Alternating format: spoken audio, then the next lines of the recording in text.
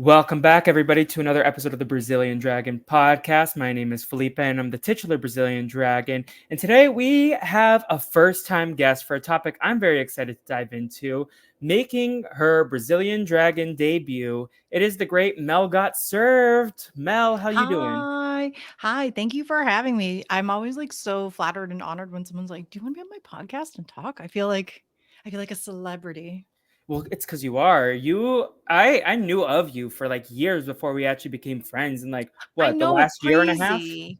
Yeah, I don't understand how we didn't before. Or maybe just like we did and we didn't think much of it. Like we talked like probably in passing, but not a lot. But then we just became a lot closer, which is kind of the best part of life where you're just like, oh, yeah, like I've known you for a while and then we become better friends and it's like, oh, I'm gonna text you, I'm gonna call you, I'm gonna send you voice notes. Like it's so fun. Yeah, now we're homies. And I mean, I'm gonna give credit where credit is due. Blair Waldorf did this. Blair did it. It was We're now a Blair and Serena friendship here. yes. Are you gonna watch the new Blake Lively movie? Um, I probably know. That's not No, like my I am jam, curious but about the drama behind it. that's what I was going to say is that I literally texted someone and I was like, I have no desire to see this movie. But these TikToks about what's the drama with the movie is fascinating to me. And if there's anything I do love, it's like showbiz drama. So bring it on. I mean, you are notably a friend of Brian Scally, who I believe his motto in life is "If there's tea, tell me." Yes, I had a recent talk with my mom because she's like, you never want to know secrets or gossip." I'm like, no, no, no, I do, but I am a vault. Like, if you tell it to me, I'm not going to go spread it. I intake the secrets. I'm a bone collector, like a Yes. Sheree Whitfield, you know? Yeah, as Danielle Reyes once said to Lisa in Big Brother 3, eyes open, ears open, mouth shut.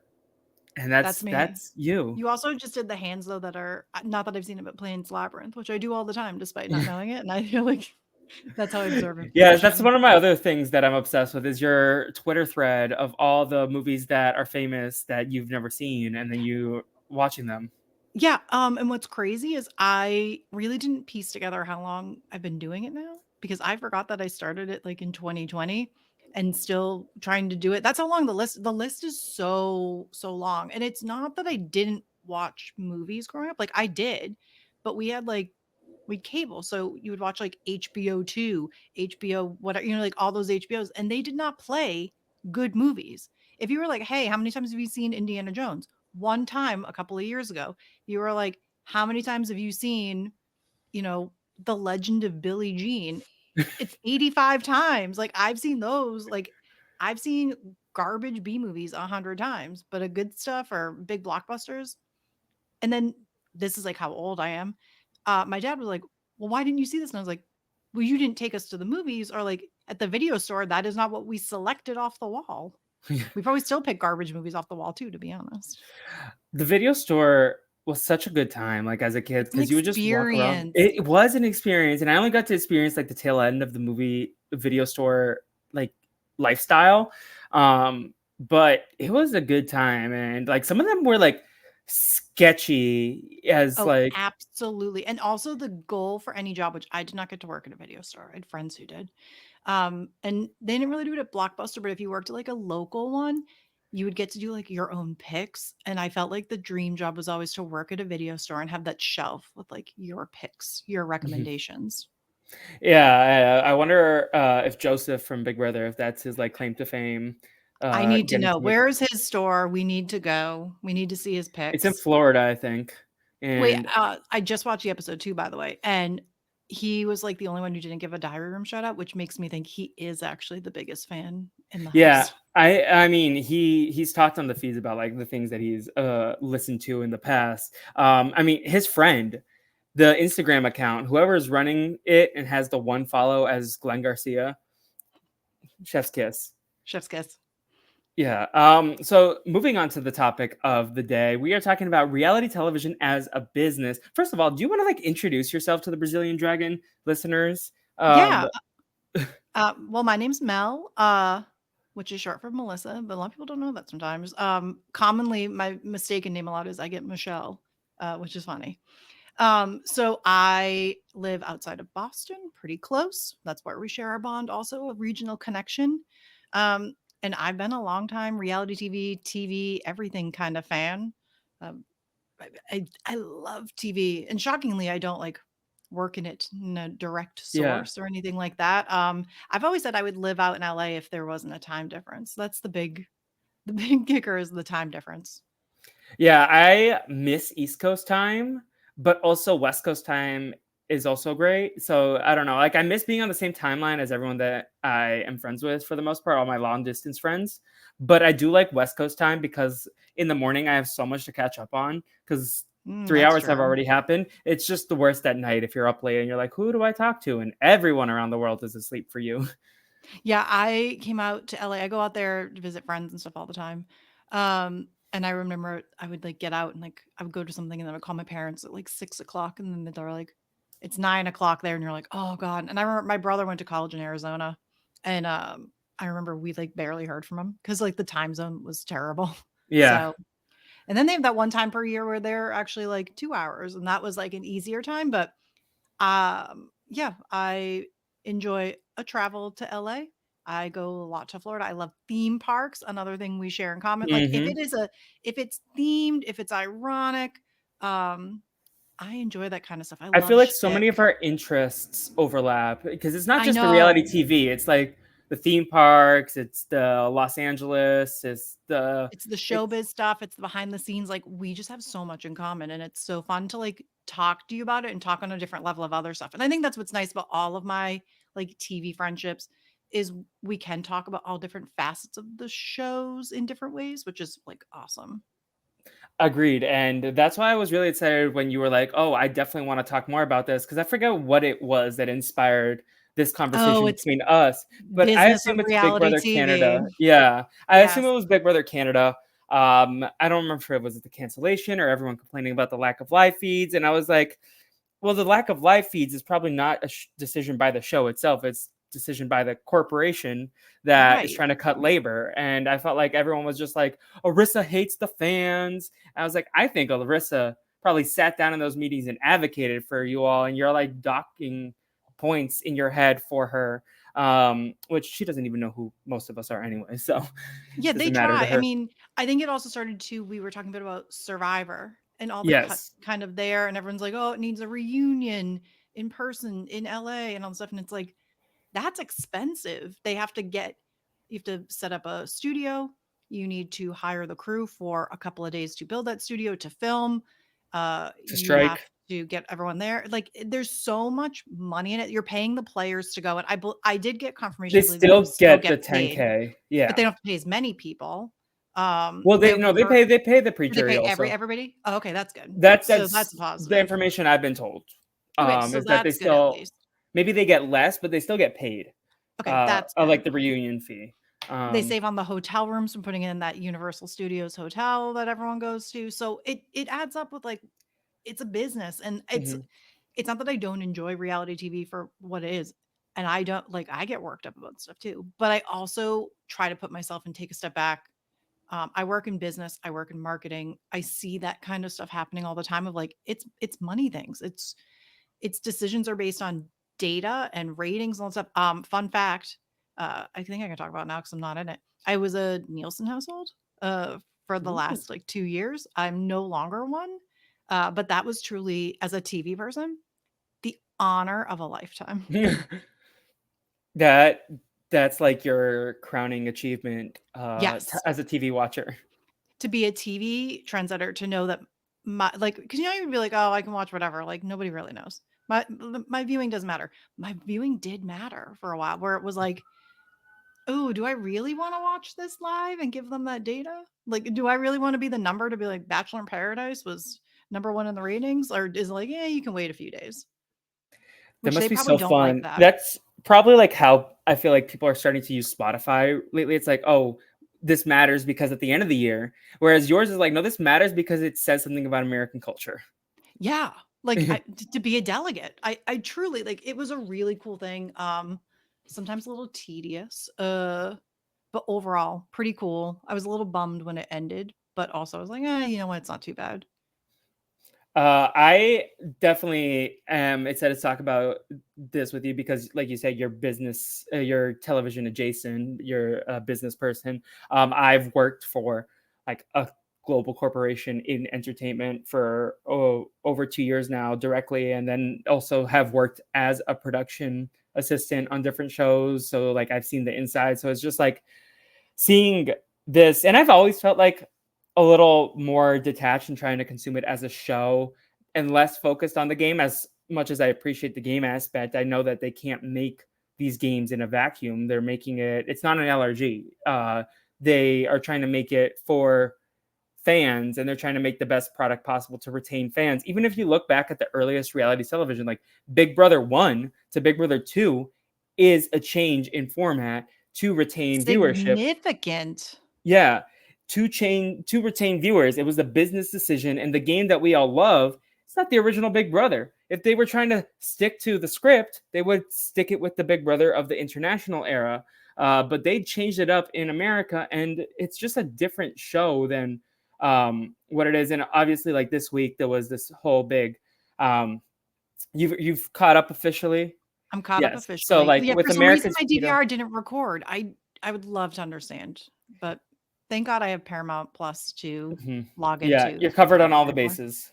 I'm there. I watched. I'm prepared. But it was just I just saw a lot of discourse online that's like, well, the edit left a lot of things out, which I understand it as like a person who watches the feeds if that frustrates you, but also you have to remember that they don't care about any particular individual and if they do well or not. They just want the most story and the most drama because drama leads to story. So they got the best case scenario. Quinn goes up, Quinn stays, Tucker stays, Kenny goes home, who wasn't giving them anything, and then now they can expand the drama for the next few weeks, and hopefully it serves as a catalyst for future drama and future story. Yeah. So if you want Yeah. to add to Well, anything, I was gonna say too. The thing about now the Thursday episode, which so one thing is I like to an extent I like the AI arena twist. I can go into more like where I would edit and change things, but I actually don't mind the twist. But it does impact the Thursday episode in the sense of like it's rushed, you can't fit a lot in. But today yeah, I viewed it if and I they had go, a wait a 90-minute minute, episode, right? And then though you sit back and you go, but on a Thursday episode now, which is back to back with the day before, it's a lot of work to do. They had to cut much less footage together to tell a story. Unless there's something that really needed to be told before, it is the AI arena is we are going to fill 10 minutes of airtime and we don't have to worry about anything. It's a live stream, it's an easy comp. Like it's the Thursday episode is one segment of what happened after the veto. And if you want to like stick something in between, and then you got AI arena, you got voting, you got Julie interview, and the episode's over. And that's not that exciting to an extent. Like I think that they also think like I think they love the double eviction idea of like scrambling, but mhm. they're not because they have been doing this all week. Like they're prepared for all these situations, so they don't need to whisper to each other. Yeah, Jose But yeah. famously said scenarios. There's only three. Exactly. Like it's not that hard. It's hey, if this person goes, we do this. If this and like so that is why I like the idea of AI arena in that it's keeping them on their toes and that it's not just two people head to head and then it's just likely not going to flip except for last summer, which was incredible and they just kept changing their minds. Thank you Suri and Izzy for the entertainment. I mean, that's why you got to have a legend like Suri Fields. Like, and this was actually like not to go off on a tangent, but I was talking to Emma and Laura, the girlies that we Yep. hung out with in Boston. And I was just telling them like, I don't know what it is about this cast. I just am not invested in anyone that I'm like actively rooting for someone. Whereas like the Agreed. last few seasons, I was like, oh, I'm rooting for the cookout. I'm rooting for Taylor. I'm rooting for Suri and Felicia. And I want them to succeed because like Izzy went home pretty early. So I was like, as long as, but like this season, I don't have a favorite. I guess No. Leah, Cedric, like I like certain people, but it's not like I'm not dying for anyone. Like I feel like it's rare for me, like with the Big Brother season, and that the inverse of that. I'm not like dying to see anyone go. I'm just kind of like neutral on the entire cast. Same. I just kind of watch and I'm entertained, but I'm just kind of hearing what's going on. I'm not, I guess, like technically I'm rooting for T-Core because I have her in a fantasy league. Yeah. So she's my only player. So if she goes, I'm out. Well, see, And if she's nominated, so I'm feeling good about her. I guess I like her in no, that's not like nobody. Yeah, that nobody's like sticking out to me.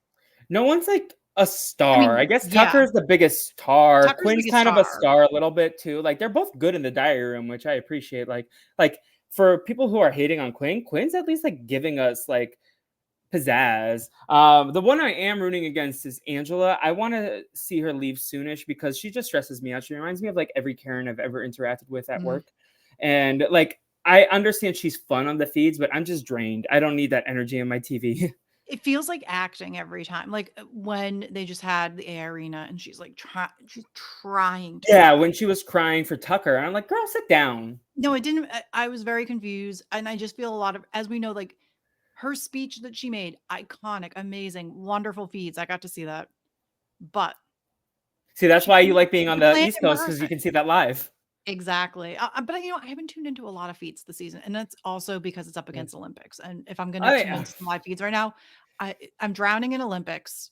I'm burned out, but I keep going. I've got to watch breakdancing, rhythmic gymnastics. I heard there was a synchronized swimming routine to a Frank Stallone song today. Like, there's so much to catch up on.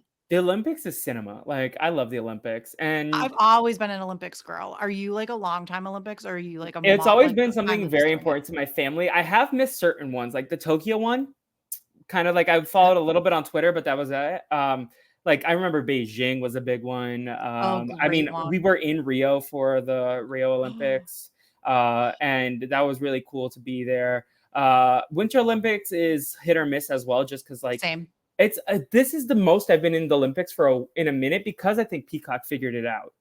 They Um, nailed Peacock has nailed it this year with what they're doing. Like, they are making it worth the cost of a subscription, Agreed. like, hands down. Between Um, this and Love Island USA, they're doing a pretty Peacock's good job having a with hot their girl Big Bravo summer. stuff.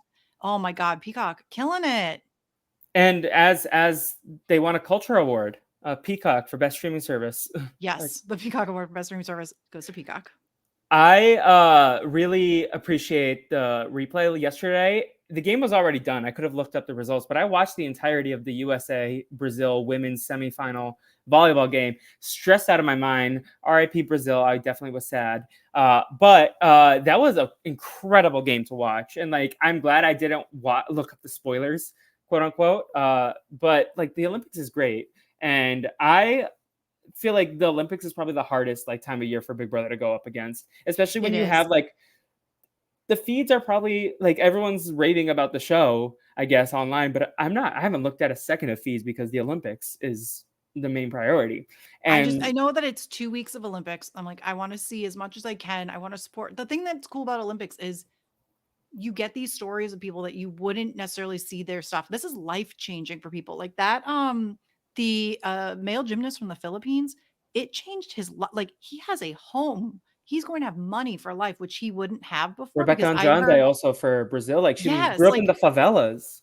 and she gained, did she gain like 5 million or 8 million followers on Instagram? Like, this is life changing for a lot of people, and it's in here in the US, we have so many winners, so it kind of becomes old hat, but it's really cool to see these global stories of like perseverance, or even just somebody who comes and participates and like their country's never made it to this event before. Maybe they haven't medal. Like, I love that stuff. I love character pieces. I was obsessed for years with when they would do the Mary Carrillo goes out and do like meets pandas at the zoo and at sanctuary or whatever. Which this year it's Snoop. I love that stuff. Like, I Snoop want to get to know Dogg. the culture. Snoop's killing it. I'm I saying killing love. it too much for I this. mean, I'm obsessed with the Sesame Street gang going to Paris. Oh my god, their social is so good this year. Like, Whoever runs the Sesame Street social media, like, can I get a job? I wanna be your friend. Like, as a person who works in social media, I aspire to be their levels of creative. Like them and Wendy's, best social media accounts. Yeah, actually, Wendy's, I went to, a conference once, and I saw the agency that did Wendy's, and it was a really interesting thing because at the time, whenever I would ask people, like, "Who's your favorite?" They always say Wendy's, and for me, I was like, "Oh, they're just kinda like dicks to people," but they explained it sort of why they work. Because to me, it was always like, "That seems, like, so disjointed," and they were like, "Well, Wendy's was founded on the idea of, like, Dave Thomas being sassy, which is like, I can make a burger better than everybody else," and so their modern take on it was like, we can be sassy, we can be like that personality because that's who we are. We're founded on being like sassy people who want to take down others, which I was like, oh. So I had a new respect from them from there. They're still my least And favorite team they though. The food I doesn't hit for me. valid, valid. Hey, Wendy's is a Big Brother Canada sponsor. Tie all that I together. do that's I will say my favorite part of Big Brother Canada was just to tune in for that Wendy's window. Yeah. Like, I'm obsessed with product placement. I think my favorite part of reality TV is insane product placement. What are some of your favorite examples? Top of mind always, Casa de Charmin. One of the Yes, most yes, iconic yeah. product placements ever. Um, I remember well, there was one that was just like a very bizarre, no, it was, Survivor South Africa, there was like an insurance sponsor one. I don't remember who it was, but I was just like, "This is so weird." I'm a Um, fan of in the Challenge Vendettas, Burger King came in like yes. Tony with the chicken nuggets. Dunkin' Donuts in Big Brother 3, and Marcellus was like, I'm gonna name my daughter Coolata. I was Oh my like, I love that kind of stuff of, like, incorporating sponsoring. I think, like, the Applebee's stuff with, Survivor is huge. I think it's really cool yeah. for I both mean, give brands. starving people the chance to win Applebee's, and they're gonna lose their mind Yeah, already, and let alone Liz with her connection. and imagine I remember they used to do a lot with Outback, and then those stuff, Outback, like, died, and then they went it kinda went out of style, which is funny, because in college, I wrote a whole term paper about, like, incorporating sponsorships into your yeah. TV shows And and stuff. Big Brother Canada was like the king of product placement, It was so smart. They because knew, like, you needed to fund the business. These things are beneficial to both partners. It talk gets your about word this a out little there, bit you're more. making Yeah, money. Yeah, I don't wanna get too in depth with, like, of course, where I yeah. work and what I do. I love to keep, She try to works stay on Mars, and she is the yes, product placement of the aliens. but I worked with stuff where it's like corporate sponsorships with our brand and it's beneficial to both partners. You're helping to amplify whatever their partnership is, usually like a movie, a show, or whatever. You're getting placements in that TV show or movie or whatever it is. So it's really beneficial for both. Sometimes, depending on what it is, there isn't necessarily like an added cost to it either. It's kind of a mutual agreement you make. And sometimes you do pay for placements and stuff. Um, this was not a paid one, but this is a funny one. I will talk about an old job I had. I worked at a jewelry startup, and we got on Oprah's favorite things, which was like, wow, so exciting. I don't know who did stuff, whatever. Oprah said the brand's name wrong on the episode, like couldn't pronounce it. And I was like, "Oh my god." And then the product we chose was or that she chose was way too expensive for the average person. But it was a cool experience, like that sort of thing. And I believe that wasn't paid or anything. I think that's just you send your stuff and hope that Oprah will like it. But that is a pretty cool thing Uh, to know of. That's super cool. Damn, Oprah messed it up. My favorite Oprah Yeah. memory is when Josh Beck hit her with the car. Okay. Have you seen that episode of Drake and Josh? No. I think No, that's Josh past that. Beck. You know what? I think I'm like slightly too old for the Yeah, Drake and Josh. I know of them, but it was like yeah. just past my Well, point. Josh was obsessed with Oprah, and then there's an episode where he's stuck in. There's like this mob, and he accidentally hits Oprah with the car. Of course, it's Was not wait, actually did she Oprah. really appear? Oh, I was gonna No, say because no, it's like a body double.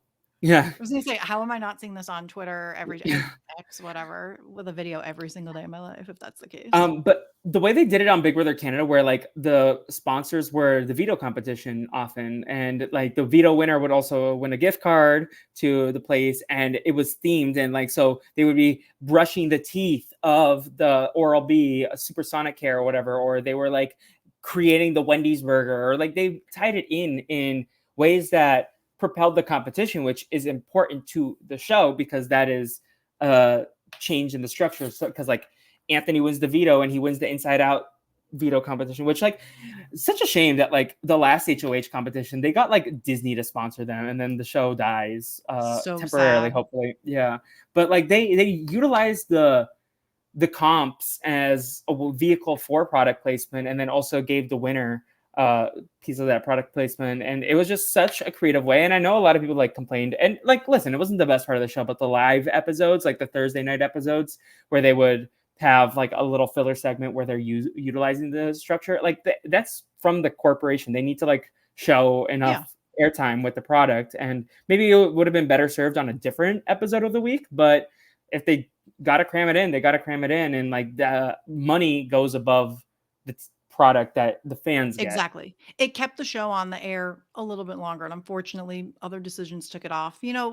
Never say never with it. Maybe it'll come back one day. Maybe somebody else could get the rights. Like you just don't know. Because now we're in the era that like shows don't die, which is Yeah. both in some cases I love that, and sometimes I'm like, just let it die. Like sometimes you got to let stuff end, or like we don't have to reboot everything. But Yeah. I get it. It's I'm easier trying to for a wrap my head reality around that. show getting rebooted versus like a Yeah, scripted show. Like I'm like, okay, scripted shows like go off the air. Like you finish the it drives me story. We don't need nuts. more. The only thing I've Um, started to think about with like when they reboot stuff is I try to think of like theater, which is like, oh, like mhm. we've seen 800 versions of Romeo and Juliet. Like it's never going to end. So essentially, like these are just our modern plays, and we're just going to take those things and turn them into new stuff. But it is frustrating. I'm like, how many live action versions of the Disney cartoons do we need? Oh, yeah. I mean, but if you want to talk about like the experience versus like the business of reality television and compare it to something like scripted content, like do you have any clear examples of like moves that these reality television formats have created that you would connect for people who are trying to understand the concept with like scripted content as like an analogy? Hmm. Where's Jeff Probst? He's asking for your analogies. I know. Which I think I would be really good at if I got on the show. I think I'd be good at analogies.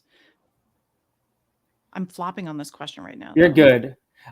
In the meantime, while you think about that, while you noodle on it, do you have any favorite twists that because I feel like that's oftentimes the biggest frustration is like people are like complain about the twists and how it Yeah. ruins the game structure. And like on one hand, I understand that, but again, these games aren't in a vacuum. They're for a television audience. These are business decisions, and I appreciate the fact that like twists are created because it allows the audience to explore and the producers. And I think Jeff Probst is a big fan of this. Like question like his big life question is like how do humans interact and how do Yeah. humans like adapt and like these twists throwing them at them allows humans to like he gets to see. I think he's very fascinated by the psychology of the game, and I think that's something that I am particularly interested in as well. But like the twists are just a mechanism to create more human reaction, and human reaction in turn creates drama, which creates story, which they just don't want to steal show. Like the worst thing for a show is a pagonging. Um, Exactly. yeah. So do you have any favorite twists that you're like, oh, I love this? Or vice versa, a twist that you personally hated, but you at least appreciate the swing because it was like, oh, I understand where you were coming from with this. And then also if you have a favorite meme twist. Okay. So can I just a show that's like different? And Yeah, I'm probably gonna absolutely. spoil it for most people. So I don't know if anybody watches Singles Inferno. It's a Korean dating Never show seen on it, but I know Netflix. of it. So just like context for those who haven't watched, they put a bunch of singles on an island and they're surviving in quotations. And your They're like, credentials are that you are a reality television expert beyond what I am able to yes, provide. Like you I watch we do love different. shows, We like to competition, you balance. look Yeah. series, you like everything. Yeah, we have a good balance. I'm like, I love Korean reality shows. I just think that the premises that they have are like on another level. So in Singles Inferno, they're essentially glamping. It's guys and girls out there, and every couple of days, basically, they're living in squalor. Again, glamping. They have homes, but they get to leave every couple of days potentially to go to a place called Paradise, which is like a 5-star luxe resort. The only way you can go is if you match. So you would say, like, I would like to go to Paradise with Felipe. And then Felipe says, I want to go to Paradise with Mel, but this is anonymously. And then they do a Mhm. matchup ceremony. And if you chose each other, you go to Paradise together. If you didn't match, you stay behind. So it becomes like an incentive to do it. And they did 2 seasons and it was really good. The second season was one of the shows in life that I regret getting spoiled, Oh, because okay. there was a triangle that I truly had no idea how it would end. And I did know because I went on Instagram, which I shouldn't have. But so season 3 comes around and you see the cast, it's a lot smaller. There's only like, I don't know, like 6 people or so. There's usually around 10. They add people kind of Love Island style. And so spoiler, in case you want to watch this and you want me to ruin it. Um, the first episode, a couple couples go to paradise together and they tell them to leave separately.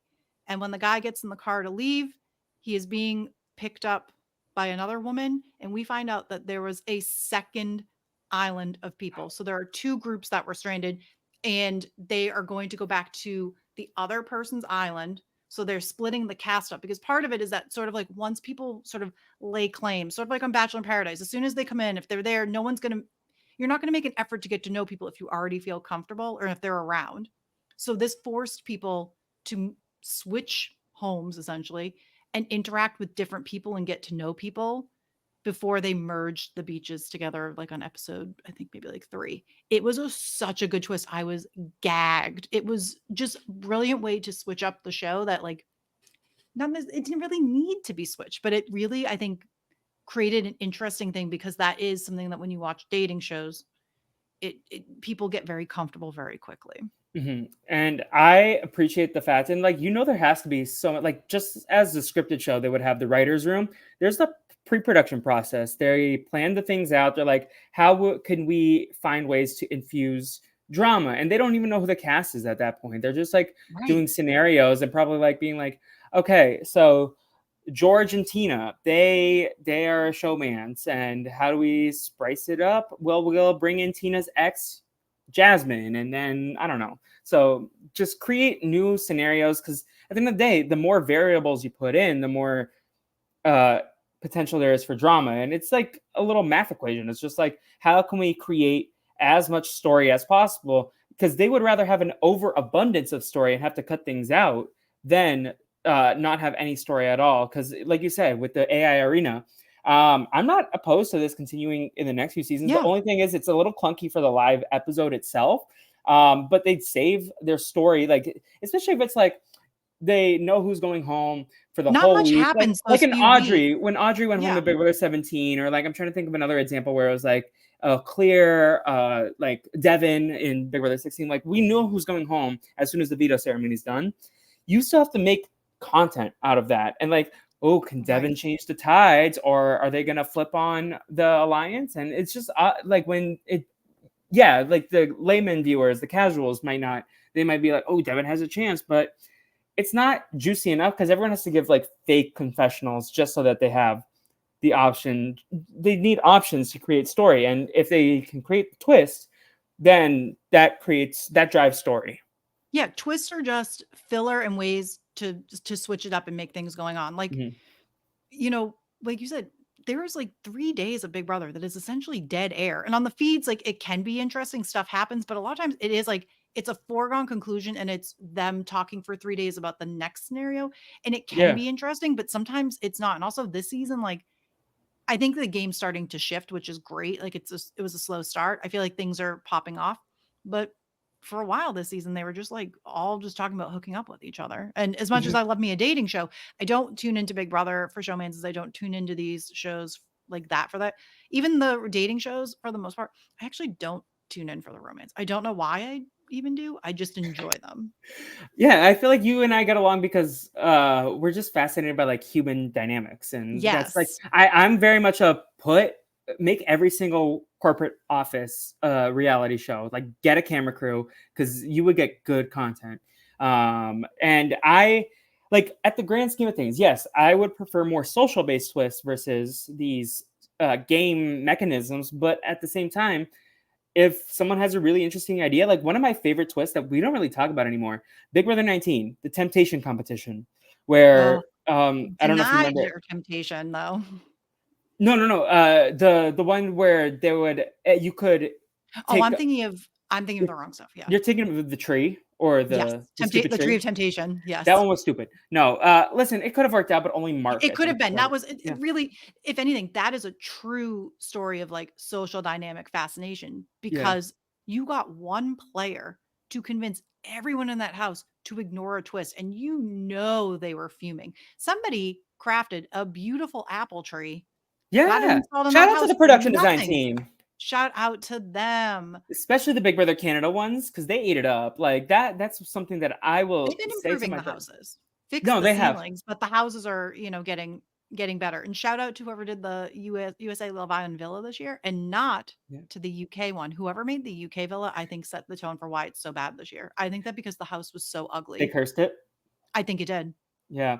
Also, the Survivor production team, like in terms of the production design, like those snuffers, like the Samuel del Sur one lives rent free in my mind. Like the production design of Blood versus Water literally like soothes me in ways that I can. Which one has the raptor head? That was recent, like the dinosaur skull. Love. Was that Edge of Extinction? Like it was like Dinosaur Graveyard. That was the aesthetic of Edge of Extinction, I feel like. I'm very bad about remembering that stuff. I used Hero to be Killers, so Hustlers. like Game Changer sucks as a season, but the production design was incredible with the shipwreck and all Yes. that maritime stuff, the nautical stuff. The production design of Heroes, Killers, Hustlers with like the trade, spices, the spice trade, like railroads and tribal council, like Ghost Island as a set was incredible. Not that It it's was like a amazing. set, but it's just like a location, like everything. Like the Survivor production team eats it up, and I feel like the back end, the like behind the scenes stuff, isn't necessarily talked about enough for my liking as someone who has seen the behind the scenes of scripted television and a couple of reality shows. Like I've worked on So You Think You Can Dance.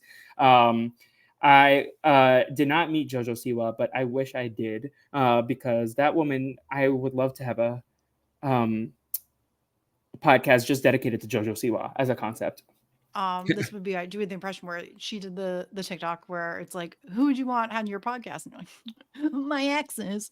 Yeah, but in terms of the game mechanism twist, like I get it. Yeah. I would much rather a social twist where like I love the X Factor from Big Brother 4. I feel like we should I bring it was gonna back. say makes me feel like a garbage human, but some of my favorite things that Big Brother is on was the X Factor, DNA.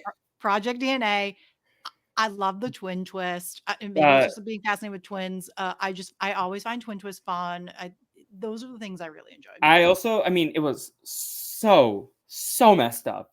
But Big Oh, Brother 8, awful. the first episode is probably the best first episode of any single Big Brother season, because Dustin and Joe are yelling about who gave each other the STI. They have Dick and Danielle, which again, I would be traumatized if I was Awful. Danielle in that situation. But and then there's also like petty drama from high school, like 5 years. She gave me $5 and never gave it back with Carol and Jessica. Like Big Brother 8, the premiere was cinema. And also it has Jen Johnson. You can't go wrong with Jen Johnson. You know Um, what? I think I did not respect Jen back in the day the way I would now. she would be a star. Like she would be Twitter's favorite. I Well, want she her on still the is by Traders. that, but yeah. Yeah. Oh yeah, she would be good on the Traders. Also, did I tell you this? I feel like Liz from Survivor last season is the Survivor equivalent of Raven. Yeah, absolutely. Yeah. Also, Okay. put Raven on Traders. Put bring Raven on. bring her back. Bring Raven back. Put her on the challenge. Oh my god, you know that she's probably been trying for years. If she hasn't, I would be shocked. Or to show up and maybe on it, So You Think You Can Dance. Like she's got to be auditioning for stuff. Put Didn't her she? on stuff. Yeah. Like I I mean, feel like I did see her audition for something else, but maybe I'm making that I up. mean, Maybe I'm if they're just putting all projecting. these people on these other reality shows, making up new reality shows, like there's one that Xavier's going to be on with the guy from the Fire Festival. Yes, I saw the trailer for that, and you know what? And Nina Twine, right? Yes, I actually a little intrigued by it, and, again, going into the fact that I watch a lot of barely anything, from the United States on Netflix, but I watch everything international. I watched some drama show on Netflix, it was about a common theme, people being on an island. They were, like, young, hot people put on some island. It was called, like, Return to Eden or Welcome to Eden, I don't know. Anyways, I'm very convinced that the compound that they lived on that show is where they shot this reality show. So if anything, I'll be tuning in just for that deep hole of a pit for me to confirm that this Netflix show I watched exists in this reality universe. I also am very much of the opinion: A, bring Blood versus Water back, but then B, put a cast of bisexuals or pansexuals or queer people, just like an entire like. I feel like you're gonna get exponential more amounts of drama. Did you watch Are You the One? Yes, I was gonna say Queer Are You the One was the best season of Are You the One? And it's not close. And But that like was the by last one, far. right? Yeah, they haven't done it forever. But I think it's not that was the reason that things went awry. I think it was that the show faced a lot of legal battles from previous seasons due to like behind Ooh, the scenes stuff. yikes! Yeah, Um, MTV's not the you can best. Google it. It's not great. It's really bad. So I totally understand. And then I had heard that they had filmed another season for Paramount Plus, but it feels like if it did, Is it's that the been on the international season? I think I heard something like it was all these I don't international know, people. but like if like why is it sitting on a bench somewhere? Like let it out. So I'm very curious like what There was a happened with season that. 9. So it was that's what I remember hearing like that they were filming one, but No, there was a ninth season and it released already on I always Paramount Plus. wonder I'm always fascinated by that the fact that there probably are many reality shows that are filmed that just never see the light of day. And then like if it Mhm. was competition, like you don't get that money. Like you probably Oh, maybe get an appearance, but like you don't get that prize money. So I'm very interested in that. Like I would love to know like an AMA from like, hey, I was on a show that never aired. Like if they're like how the season of The Amazing Race skipped a year and you had to like be quiet about it I would have been or whatever. pissed. I mean, even like the people from like Go Survivor wrong. Call Wrong, I would have been annoyed. I would have Oh, been annoyed for the absolutely. Amazing Race. I felt like it was not a great season, but 32, where they had to wait 2 years until their season aired, and they did the Reality Star one first, even though Yeah. that filmed. And then they had, the only reason it even aired was because it was in the middle of a pandemic and they needed content. It is crazy to just think that they sit, and I get like scheduling and stuff, but to sit on Yeah, it for that long. The Amazing Race one I understood because they got the time slot changed to 90 and they're like, we're gonna make this better. But then they didn't really have a plan for the old one. So then yeah. that came back with 90 They and were it was hoping not for 60. prepared for 90. They I love how were. the And Amazing Race was like, yeah, we didn't want longer episodes. no, it sometimes we need 90. We crave it. It's given us a lot of stuff. I really think it's helped benefit Survivor immensely to have a little bit I more agree. storytelling. I always said I thought they were just going to go to like Australian Survivor and we were going to have two challenges. So I'm relieved it's not that. But also, some shows don't need it. And Amazing Races, if they still had like the fast forward of yesteryear when they used to have to cram that in, that would be great. But But speaking of like production costs, a lot of that stuff that yeah, left from Amazing Race is because of production costs. And so, like, if they're trying to save money, like, you can't have them infuse more stuff just to get 30 more minutes. Like, they have to just go with it, go with the flow. And I think the Amazing Race is very comfortable with like their structure. They're like, yeah, we have a structure. We focus more on the location and the cast, and then you get what you get. Because the Amazing Race is one of those shows that like it's one of the more stale shows because if there's not a season with a lot of shakeups, then you get a very dominant team, and it's one of the more like it's not as much on the humans who are playing it versus like the structure of the game and the experience. Whereas Survivor, it's up to the individual people what they want to do. Versus Amazing Race, yeah, you could like be screwed over because of a cab that doesn't know where they're going, or you're stuck in traffic, or like it's a lot more variables that the drama is more outside of the show yeah, I versus think like internal for Big Brother Survivor, these competition shows, even The Bachelor. yeah, I think this past season of Amazing Race, the one that they finally aired and it had been Mhm. on the shelf for a while, wasn't there some story too about that they were supposed to leave South America, but then they ended up not being able to. So they had to like as a production last minute scramble to find things to do. And I would love to just talk to a production team about like what do you like how do you pit like I would love to know like do they have contingencies and backup plans for each country? Like I would love to know that kind of stuff. Like I love to be very in the weeds of like this kind of stuff. Like I nerd out on it. I don't work in production, but I savor learning that kind of stuff and getting tea and that kind of stuff.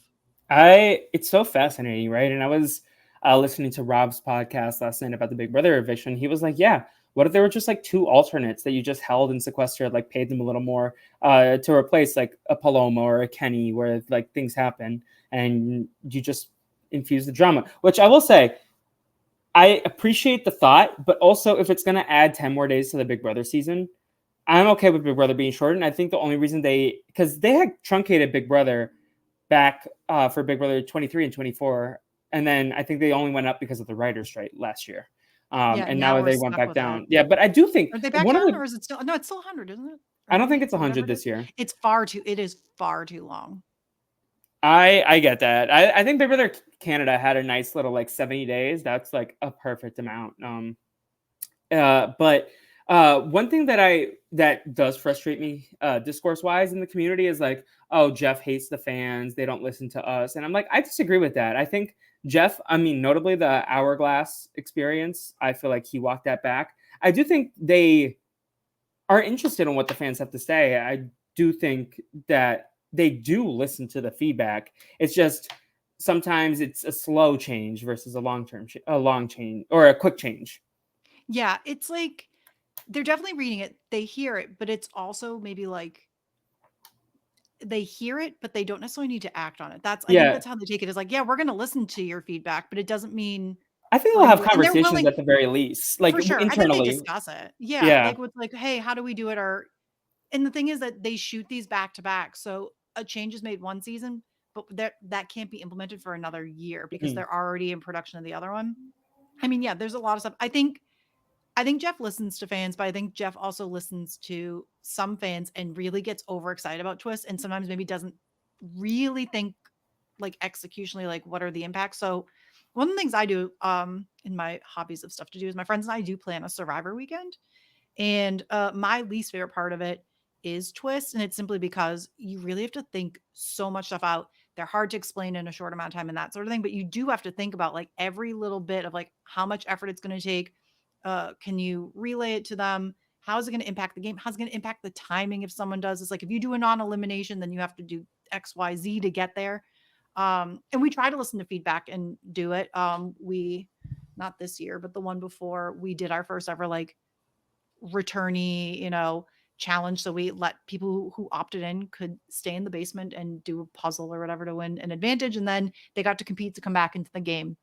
And that was just based on using feedback. And we didn't do it again. It wasn't that we disliked it, but it was like, that does add on to your day. Mhm. So I don't think Jeff ignores the fans, but I do think he selectively listens to fans. And also, we vocal people on Twitter, now X, are a very small minority of the viewers.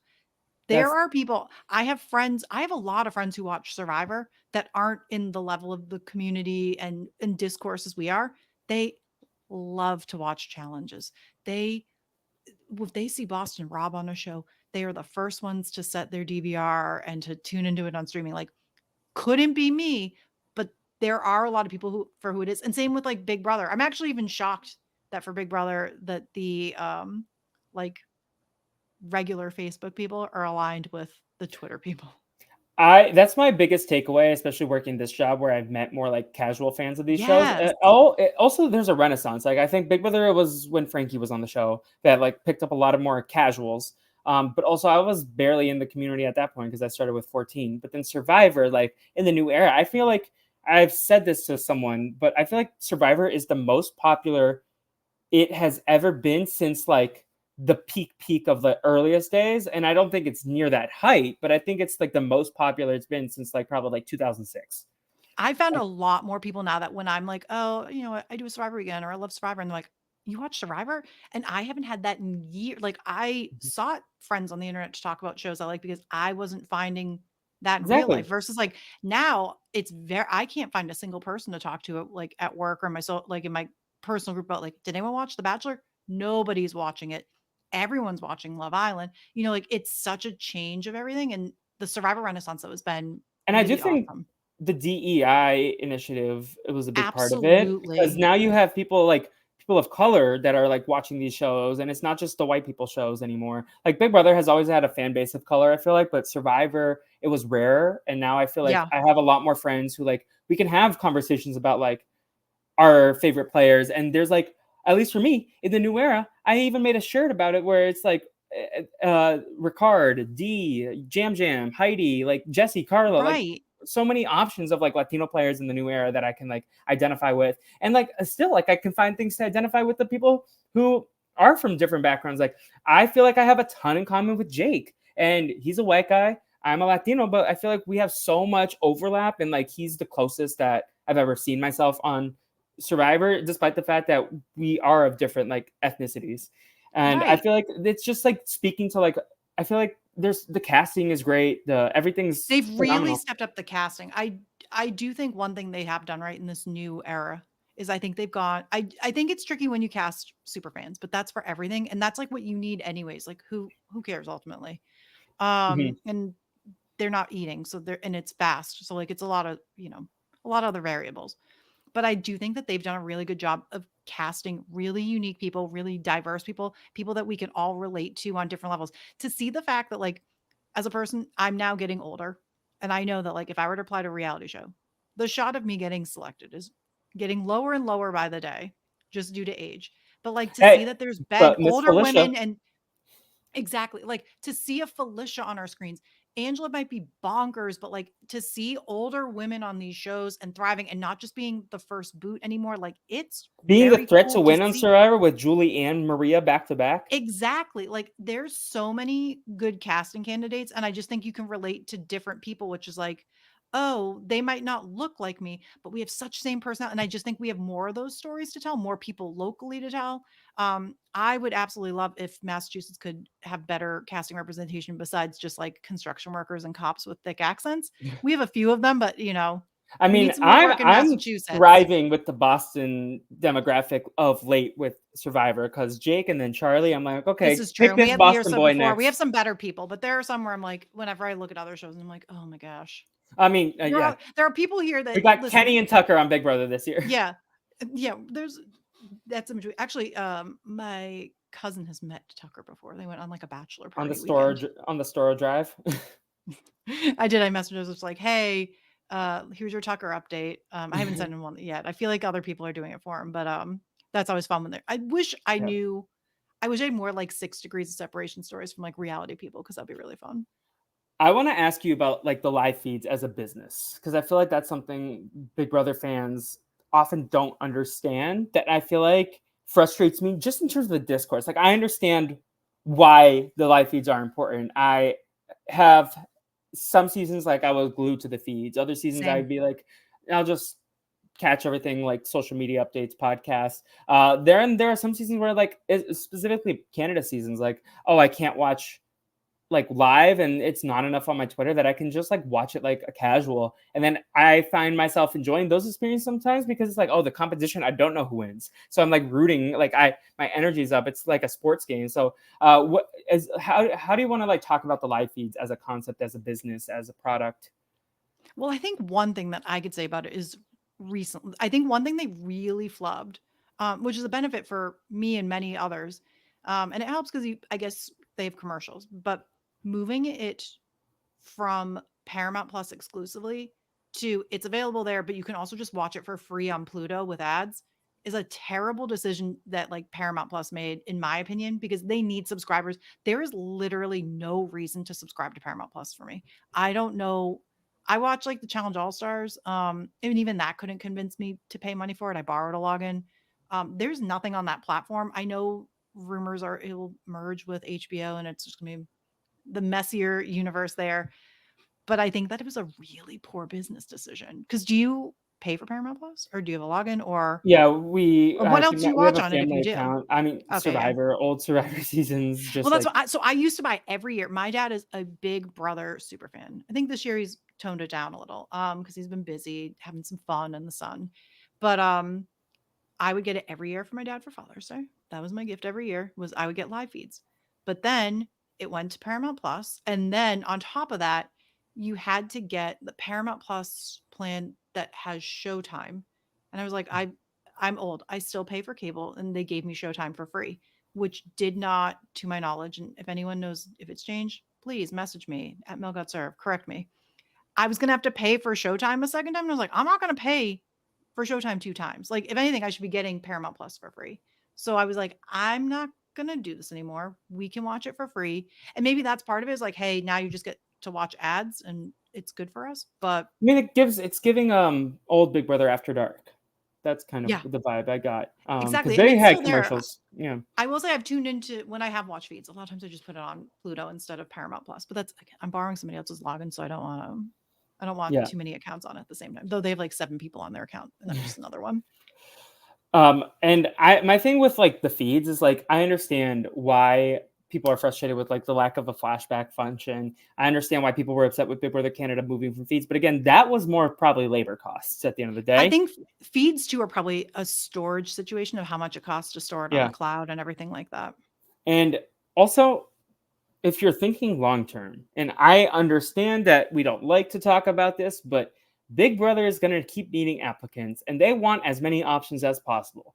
And if things keep going the certain way, like obviously we want to expose the people for the horrible things they do in the Big Brother house. But if everything keeps going in the way, like of Big Brother 21, where it was all this controversy, and then they get these really interesting people, and then they're like, oh, I'm going to be on Big Brother. And their friend is like, don't, your life's going to be ruined, then they have less diversity in their casting pool and they're just going to have to rely on the super fans who dream about doing it versus like you don't get these interesting different personalities if they're all aware of what they're getting themselves into. They don't want people who go on the show to know too much about the live feeds with the exception of maybe a couple super fans.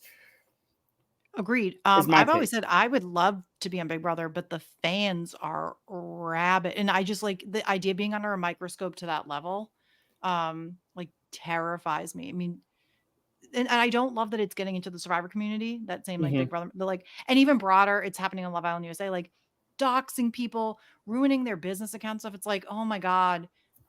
You're also just making a head. By the way, you're also just making headaches for like all these businesses that have to manage those pages and stuff, or like Yelp, because then Yelp has to deal with all these reviews because then they have to filter it and those are whatever. I mean, people suck. Don't get me wrong. Like you can be mad at them, but you also can be mad at them Disconnect a and little don't bit. Like, at the end of the don't day, hit these that. are TV Just shows. They're write an Apple note and don't send it anywhere. Get your feelings out. Journal. Write a Big Brother journal. I love that idea. We should market That this. might Let's go yeah, contact this is Julie it. Chen and be like, "Hey, we have a product business plan. Can you be our shark?" And like the Big Brother journal for the super fans to write down their feelings because not enough of y'all are in therapy. Like honestly, if you need to use your entire therapy session to complain about what Angela's doing on the Big Brother feeds, please do. Yeah, Make do it. that Go right in. like I don't like that like I love the community, right? I've been part of this since I was 14, this reality television community. Yeah. But I don't like being a part of the community these days because it is toxic. And I think it would be silly to say that the people in the community that like I am most closely associated with, like I think there are listeners of RHAP who engage in this behavior. And it's so disappointing because I know that's not what Rob wants. That's not what most of us want. Right. But there are bad eggs in every basket. And to ignore that is not okay because we should be uplifting these people or spin it, do the positive spin instead of hating Maria. Go give Charlie some tweets of love, like saying Right. you were a robbed king, I'm sorry, but we loved watching you. Spin like focus on the positive or go touch grass because at the You end of the just day these are you don't have to entertainment. tag a handle. You can vent about people, and if they wanna search for themselves, that's one thing, but to directly contact people, to go into their DMs, to tag their handle, to subtweet their handle, or, like, tagging somebody said like, snitch tag, I should say.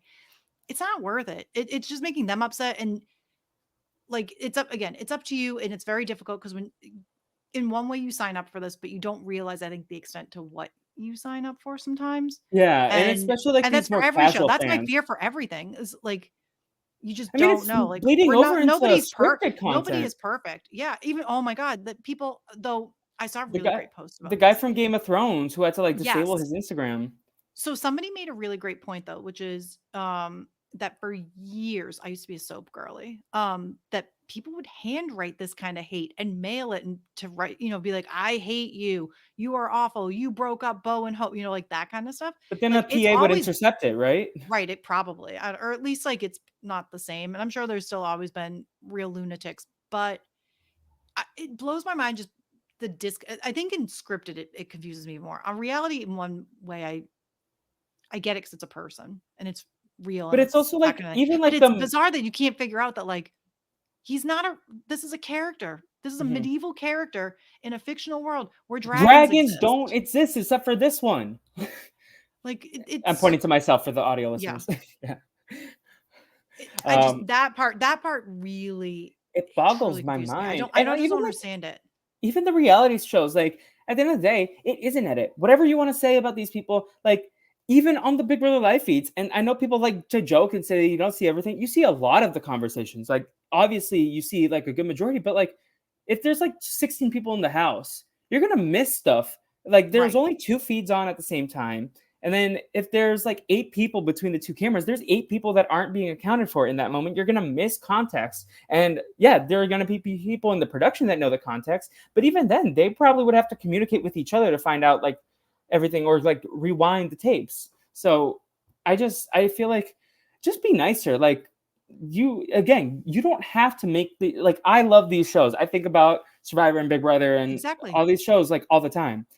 But also go do other things with your day. Tell your friend that doesn't watch these shows what is bothering you about these shows, because maybe you'll, like, work it out a little bit. You won't have to, like, go ruin someone's life. At the end of the day, even the worst people that they cast on these shows, just forget them because those people are gonna thrive on the attention you're giving them in some capacity. And then there's also, like, a ton of other people. Like, yeah, Maria did something upsetting on this last season of Survivor by not voting Charlie.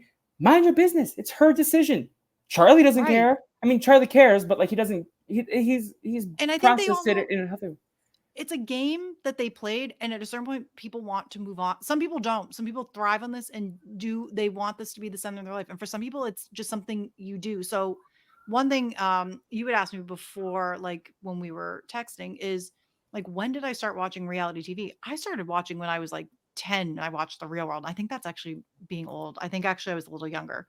I started sneaking in like episodes of The Real World, and it's really, granted, we have a lot of people who still do the challenge and everything, but at the time, these were people that they were in college or just started their like young professional lives, and they never came back. It was, this is a really cool experience. I was on a show for 6 months and you documented me, but like, touch grass. I'm never coming back. They invite when they did like homecoming, and it was like, thank you for the invite.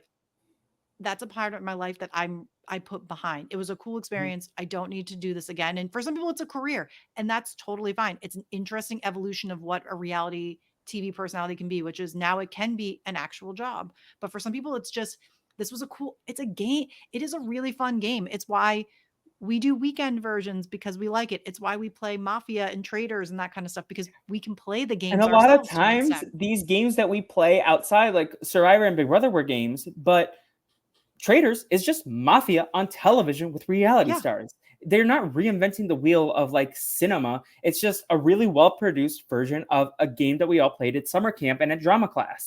And we Uh, don't all afterwards, to my knowledge, I'm sure maybe there are some people who have fractured relationships, but I can tell you my friends and I played like Werewolf for years. We don't all hate each other because we've gotten one-ups on each other and things like that. I'm sure there are a couple friendships that have there's fallen out probably over things, like but you no, know, especially with these LRGs. Like I feel like maybe those are like more those get really intense. personal. Yeah. And I like I am thinking about so I was thinking about this recently, right?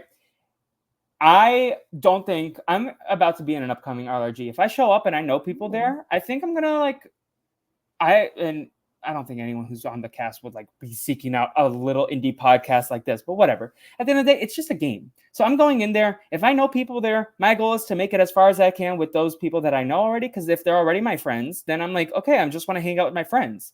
It's not Yeah. that deep. I'm not gonna backstab my friend. I would rather lose to my friend and be the runner up in an LRG than hurt my friend deeply in a way that they don't want to talk to me because of a silly 1 day game. If it was the real show and I was showing up with a bunch of strangers, yeah, it might have to be a little more cutthroat because that's for $1 million freaking dollars. That's a life changing amount of money versus a 1 day LARP in the park. Right. You're it's not worth being aggressively cutthroat, like lying, like to assert, like yeah, if you want to play that way, have fun. But again, disconnect. Like these people's jury votes don't affect you. It's a game to them. You can leave Carla and Maria and all these people who vote quote unquote incorrectly because your experience was not part of their decision making. They Right. were just And focused on everyone's the their hero of experience. their own story too. Like, we're hearing all different versions of it, and every time they go, any person gives an interview, someone you like, someone you dislike, whatever, they're the center of their own story. They're all going to believe, and maybe they all were, that they were the mastermind, that they were deeply playing the game, but the perception to others is that they weren't. Like, you just And don't know. It's a honestly, TV show that they have to tell a story of, some people aren't going to win. One person is going to win this show. Here is their journey to there. Here's how other people maybe get there. We have to set some stuff up how they lose some of these moments. It's just, it's storytelling, it's script telling, but it's just, it's not scripted because it's not, but you are telling a story. It's editing, it's storyboarding, it's all that kind of stuff. you're telling 18 individual stories for a Survivor season plus the story of the season. Same thing with Big Brother, and that Yeah. one's live. So you're like trying to see things that like and prognosticate. Like I remember watching Big Brother Canada 5 when I was watching the episodes. I remember it was very poignant, like 2 weeks before the Netta blindside happened.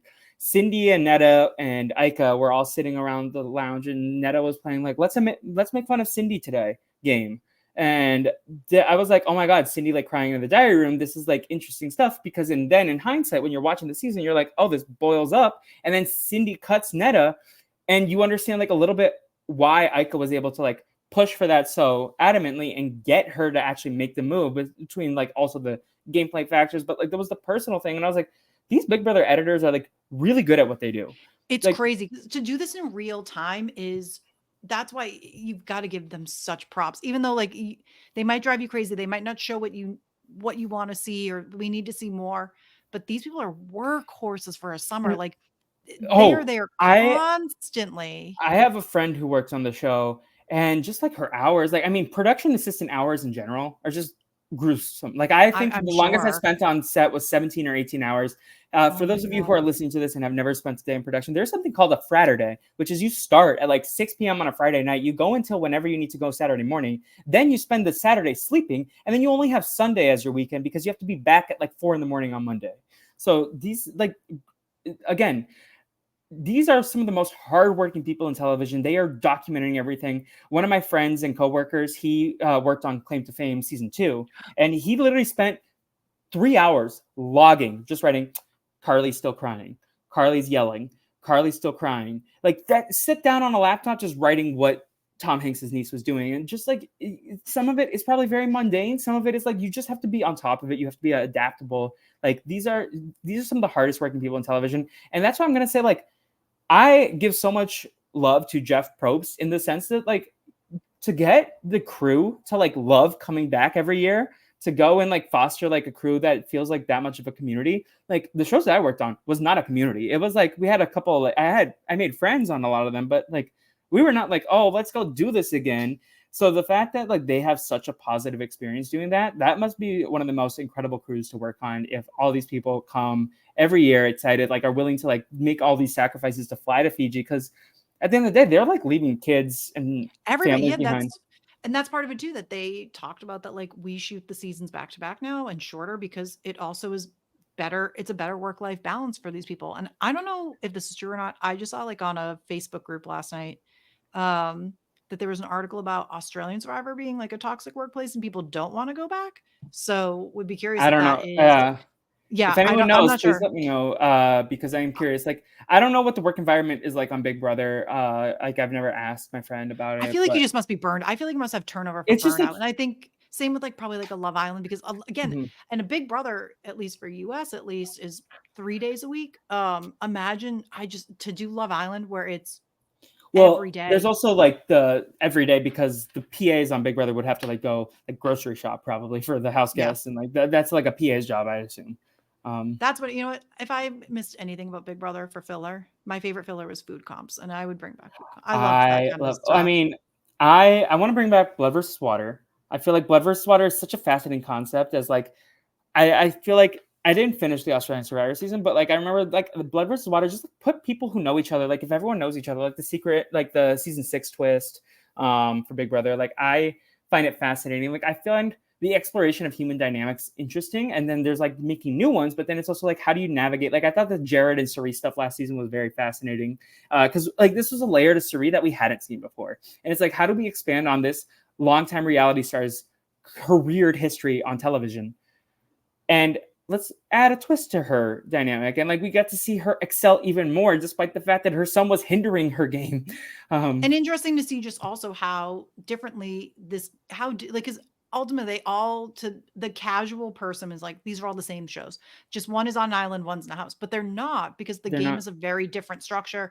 The length of Big Brother being something that really impacted Suri versus like the what would be in compared to Big Brother, the fast Mhm. paced 39 at that time 39 days of Survivor. Yeah. So And it's just, at the end of the day, reality TV is just putting real people in unique situations where they are like, the whole structure of reality television competition shows is a structure in place to create drama. Like you're not voting people out just for funsies. You are trying to have people find reasons to turn against each other. And that's the concept of these shows. At the end of the day, like these twists are just furthering that original concept of finding ways to create interesting dynamics, create interesting story, because again, drama leads to story, and they got everything they wanted. And if they're gonna like edit the episode to get Quinn on the block, I don't know if they did or not, but I know that a lot of people are saying they he's just just the only wanted. one who stuck out. People there's not enough people doing a lot in But, the game right now. Again, and other again, than showman stuff, so who else are you gonna put up? The like, one person who's been talking game and appealing to the thing, and and I he's also been wanna say I consistently on the saw episodes. Like he's yeah, been consistently on the episodes. It wasn't just a Wednesday thing. Like all the people who are consistently on the episodes were ineligible or Quinn. right. So Like, it is weird, but I was fine with it because yeah. I mean, little And we Quinn. got the best outcome because Kenny went home, Quinn was on the block. Exactly. Quinn and Tucker are now gonna like have beef, and it's like, okay, this season has And now we're juice a gonna little bit. see if he's gonna use the twist or not, and we'll see. Is he gonna? I haven't I didn't I I think need it's to check the already dates. happened. It seems like If, yeah. or like if he did or didn't has already happened. Um, Okay, I yeah. gotta do my check-ins. I think I'd assume. But yeah, no, and I I'm here for good TV. Is that what they want? That's all I need is I just Yeah. need an episode where because I follow the feeds. I basically just kind of listen to feed recaps. Maybe I'll put them on if I'm around, but I listen to the feed recaps every day. I like to know what's happening in the game because I know it's different than what will probably be on TV. I watch the show. And if it's not that entertaining, like the other night, it was both entertaining, but I was also like Olympics distracted and probably TikTok distracted.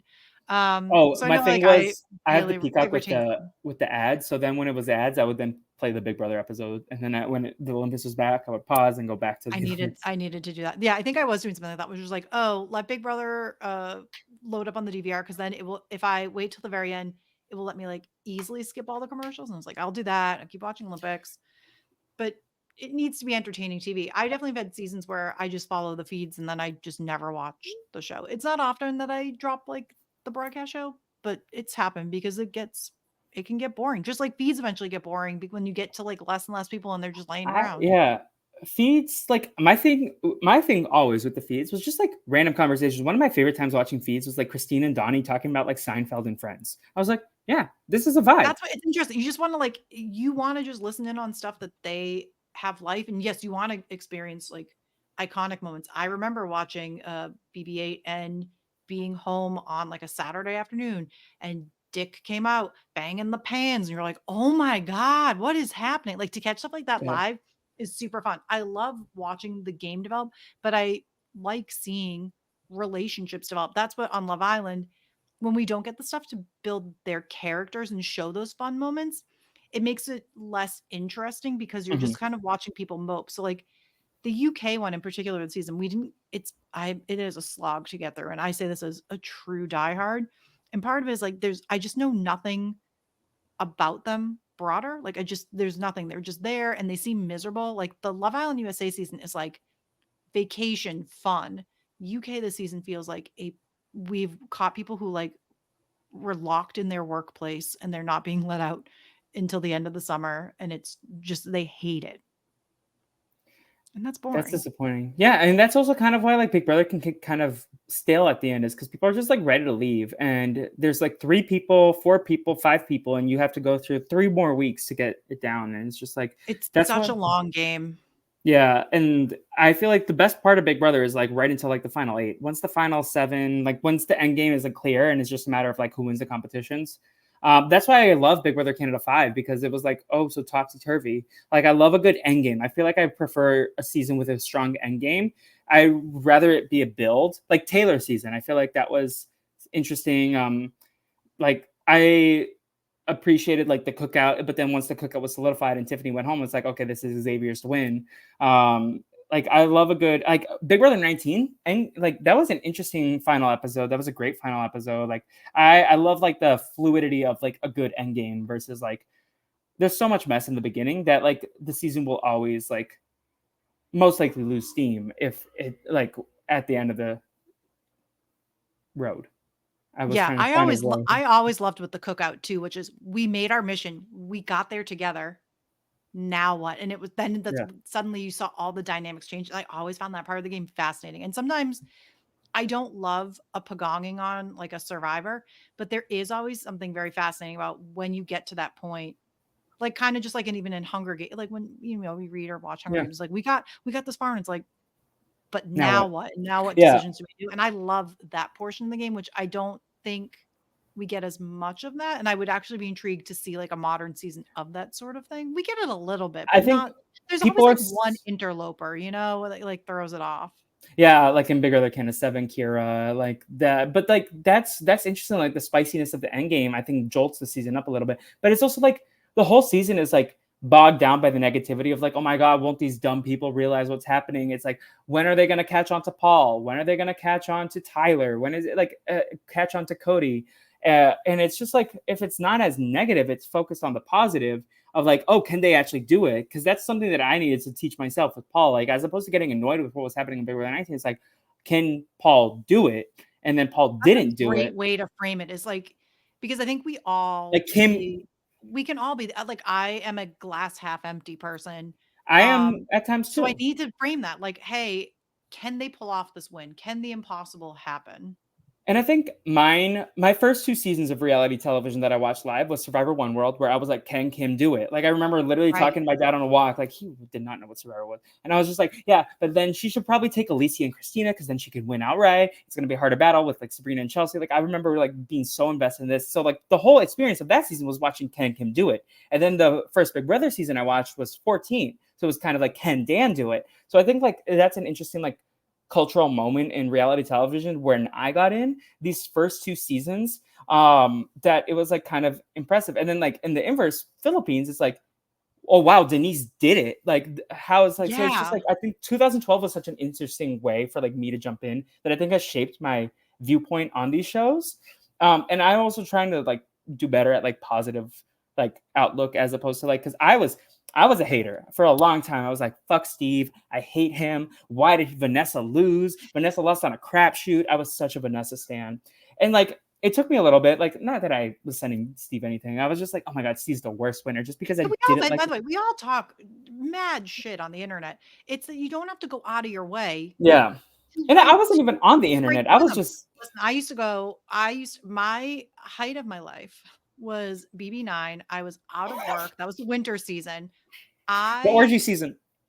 Yes, I saw that live. I was watching those feeds all the time, and I would just, go to, like, the Joker's message boards every night, just making fun of stuff, same joke, all this stuff over and like, just the all night, and I loved it there. Plus, I loved because they let you talk all this crap, and then they just wiped the boards each night, which was really fun because then you That's weren't probably like, like healthy. "Okay." That's like one of the Yeah, therapy exercises is like write everything down for like 30 minutes and then just delete it, like or yeah, rip it out and burn it or that was my something. height Like of my if I had to say one season that I was the most invested in, it was that just simply for time. And I'm not saying I like those people. I don't like the season. In fact, I'm fascinated by that season mostly because it's like the amount of garbage they produced of like humanity in one season. Is an art form. I mean, old Big Brother is fascinating. I mean, that's why reality TV is fascinating because you can put all Yeah, these random people, like 21. Also, you get all these garbage human beings, and then you get Nicole Anthony, and that's like about it. And like you get, it's wild, wild Big Brother casting. Sometimes it's like, oh, you find some horrible people, but then you also like find some incredible people, right. and that's like because I was such a Steve hater in my head, and like probably like online or like on these burner accounts that I would have, and just like talk shit. But I would never go out of my way to tag him and make him like feel like he. Yeah, anyways, Yeah, at the end of the day, the check collects. He doesn't. It doesn't right. matter to him. But like now, I'm like trying to. When I go back, I'm like, I didn't need to hate Steve. He was adorable. Like, and I think that's a It's just in the growth in moment who him. you root you have people you are rooting for and people you aren't, and you just get very invested in it. And sometimes you don't care, like how we said, we're not that invested in this one.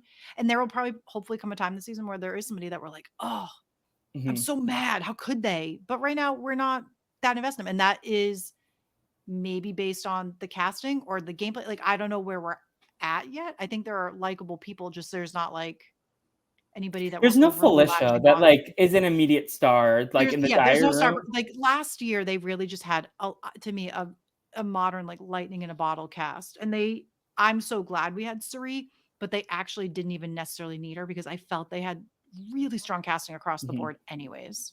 And I feel similarly about like other casts that just this one is just like these are all just like normal people that I'd be like pleasant coworkers with, but no one I want to be friends with, if that makes sense. Exactly.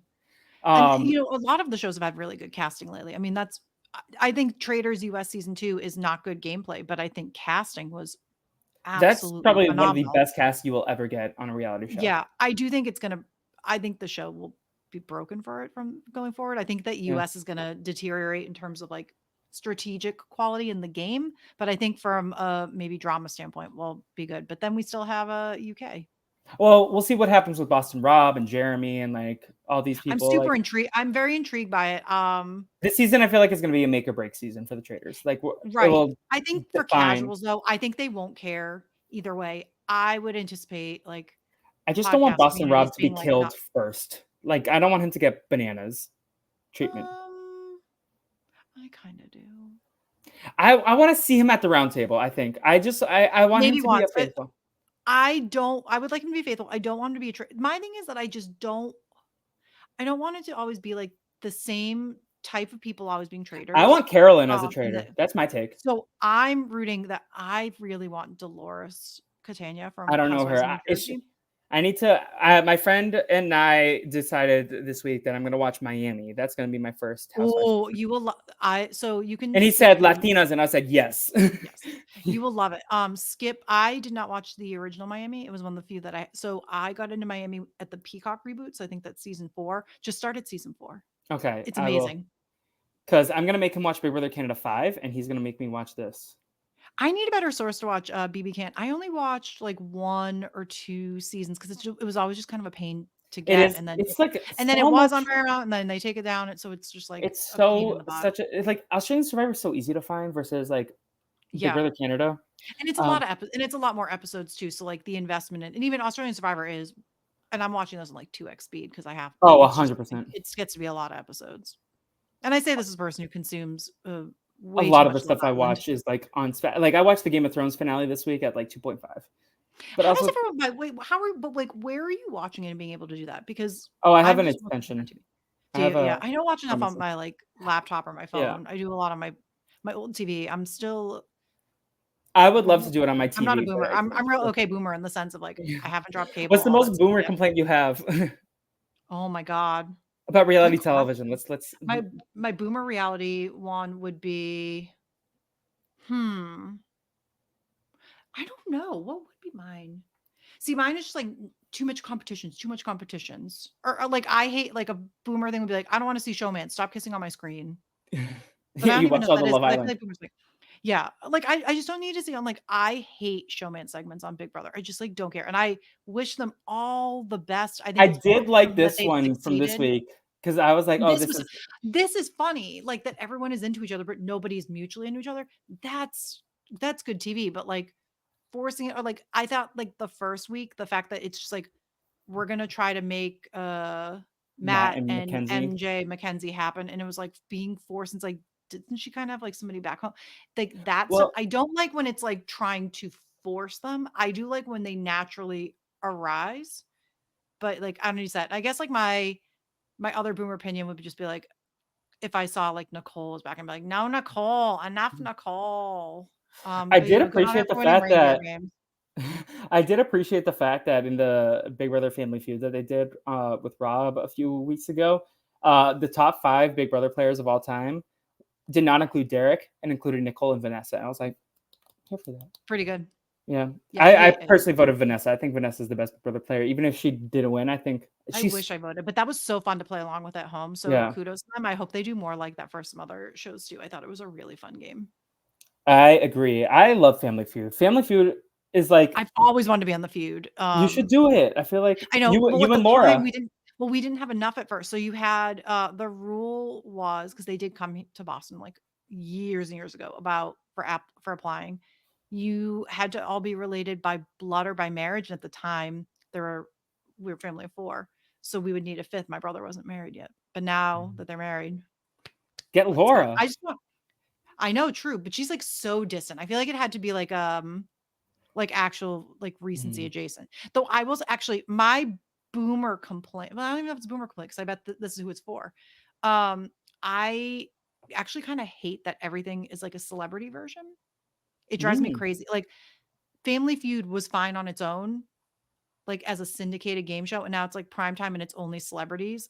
I get to like very tired. I love celebrities, and yet at the same time, I hate that they get I like how everything. Big Brother is like once every 4 years, Celebrity Big Brother. Yeah, I don't mind that, like, I no, I like so I like certain things, and that's where I pick and choose, but I just feel like everything being so Mhm. celebrity heavy-handed, like, it is a bummer that traders I so, wish there was this is a a great example of by the way, this is a great example of a business thing, which is I absolutely understand. So, season 1 of Traders US, it is half civilian, half reality star, and that is basically the network saying, like, "We're not confident this premise is going to succeed. We need a reason to draw viewers in. We're gonna bring known entities into this game to do it."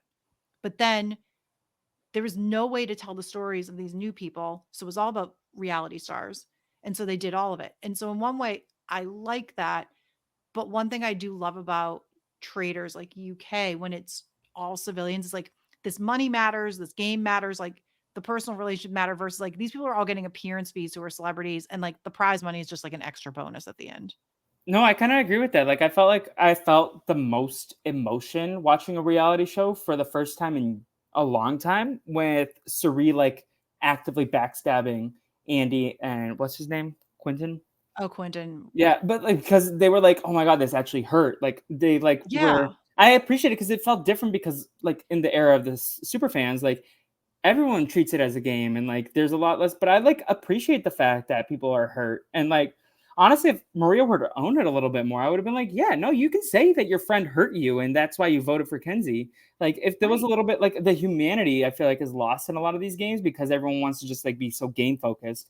But like Yes, these like are it's real. fine to yeah, it's fine to vote for people for any reason you want to, and we might they like no one's going to fully agree on it. It is what it is, but the bummer with Traders was just that the decision from season 1 to 2 was Mhm. not like the show is a success. It was we have to put celebrities on this. And I Mhm. think it's a bummer. I I wish would there love was if we a got to a 2-3. regular civilian I'm season and hoping a they celebrity will. season that they like split off. I would But love that. I have little faith, though I heard the UK is doing that, and I'm okay. fine with that because I love British celebrities. I like to watch Yes. I like British celebrity versions because I don't know who they are. To me, they're all civilian. It's like they're all like weathermen and like news Oh, anchors. I'm who like, was I that don't know guy who that was they on the are. circle in the British circle? And I was like, who the hell are you? The like news reporter. Oh, yeah. They put him in there, and I don't remember who he was. Yeah. Yeah. Like David or I don't know. Yeah. Like Um, put like Tim from Circle on. Remember so him? He was iconic. uh my big takeaways, give us blood versus water, give us more queer people, because then they'll create more drama. Yep. And yeah, and I don't know what else to add to the conversation. I feel like we talked a ton about like reality television as a business. Is there anything final that you want to say about this topic? No, let's move on to the next stuff. All right. So, in terms of where the people can keep up with you, Mel, where do you want people to chit chat with you, continue the conversation? If there's enough feedback about this, I'm sure we could do a part two about this. But Oh, absolutely. And we um, can talk about anything. I watch a lot of other stuff besides this. And yes. I swear I do enjoy reality shows. I just also can take a step back. And I think maybe like I remember once saying in life, like, oh, I should be a lawyer because I can see like all sides things. But I just like to try to take all the perspectives in of it and Mhm. not just, I really try to look for like the shades of gray and not just seeing it in black and white and understand Yeah. the nuance of it. And I think sometimes it's to my detriment, but sometimes it's just like helpful to put that context. So like when I get upset, because I also dislike these things too.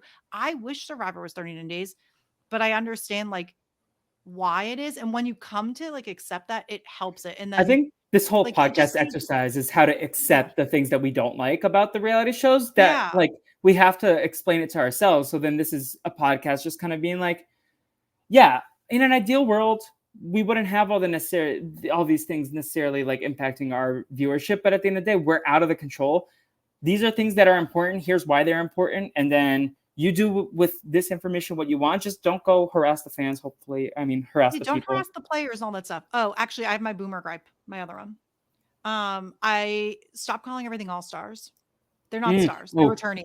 I understand it's an easier term to use. I hate all-star seasons of things now because there just never are. It agree. starts that way, but then quickly diminishes to just we just have to fill a cast. And again, I totally get it, but I just hate that title so much. I'm with you.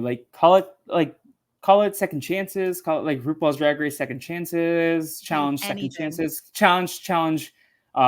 Golden oldies. I don't know. Something else. something. I could talk about the we could talk about the challenges of business for a year and a half. I feel like that I, has to be a part two because I definitely and have oh so my much to say god, about the challenge. I could analyze it forever. I just have so many if I could do anything, I would love to talk to somebody to understand what is just the broader what is what's your 5-year business plan or something because I just don't know what's happening with them. Yeah. Um, just one last thing about this topic. I feel like these shows are so easy, especially with the previously on. Like these shows, especially with this era of Survivor, where they're doing flashbacks. Big Brother has always been good at this. This is a great time to get your friends into these shows, and I know that they're relying upon that because, like, they make it so easy and digestible. You could start someone with last night's episode of Big Brother, and they would be invested in Yeah. tune in on Sunday. And the thing is, to enjoy a show, you don't need to be a super fan. You don't have to go back to the beginning. I think that's what's tricky is like when we're like, oh, this I do person's so want to good or gatekeep Big Brother. sometimes. sometimes, but at the same time, it's like, listen, I don't expect every kid to have gone all the way back and started Survivor at the beginning. Also, hot take, they're actually like in hindsight, like they're kind of boring at times too. There's some great stuff, but they're boring, they're low definition. Like I need some of you don't these need to watch YouTubers. everything. I need some of these YouTubers to get on making some like season in an hour type stuff. Like there's some of these Big Brother Yeah, compilations that's like Dan that's all Giesling, we Big Brother need. 14, 2 hours. I'm like, no, do season versions of that where you get like the whole story. But I'm Yes, not the it one goes who's going to do away. that. So go do this for these children so they can get an education because education is important. And Yeah, then book it we don't up. have to gatekeep as much when like there's like some people who like just got into Survivor and now are like, oh, we love our AGP. And then I see like their tweets and I'm like, can we gatekeep? Yeah, but it's, like, nice that people are joining, and I just like, I'm just a for hater. example, I know listen, we're making positive spins here, and we say this as 2 real big haters trying to be positivers. Um, but, like, for example, I watch RuPaul's Drag Race Maine. I've given up on All Stars, and I feel fine about it. Am I not a fan because like, there's different See, tiers and levels to I'm it, very and same much with like just, that. like, to go back and watch 40 seasons of Survivor, 45 seasons, like, that is a lot of time. Like, if you got into soap operas right now, I don't think anyone would be like, "You need to go back and watch from the You beginning have when to go Alan listen to the Gordon played it." radio versions from the 40s, Yeah. the You original gotta go soap to operas. go listen to guy like, you just jump in. That's how why are soaps vaguely still around is that, like, you can hop in, you can do your history, you can go on the internet, you can look up clips, you can go on message boards, like, I used to shit post there about soap operas, like, you can do all that stuff, but, See, like, I have realized lately I'm a big soap opera guy because Suits and Gossip Girl are both soap operas. If you soap think yeah, about it, they're primetime soaps. I got really so I started being into soap. This is, like, so I different, mean, my but grandma still watches I feel telenovelas. like soaps are yeah, I feel like soaps are unfortunately sort of like a dying era, and I feel even like the I word too, there was soap just a is lot. derogatory to a It show, is, and it's a even bummer. though they're It's so just they good. stretch what they need to. They were. I watched soaps. I saw little when I was like a kid, because my mom would watch some, but then she fell off of it. Then they did the best marketing thing they could do, which is when I was in high Put school, Suri on like the Bold and the Beautiful. No, okay. it was the equivalent of Suri, which was to put Xenon Girl, the 21st century, Kirsten Storms on Days of Our Lives, and I was like, I'm in. They're the same age as me, and I got into it for that. And also, I was there for the launch of Passions, Ooh, which was with Jesse also meant for Metcalf. the Oh no, teens. Yes. Yes, it that's the one was that like Nick Iadanza loves, right?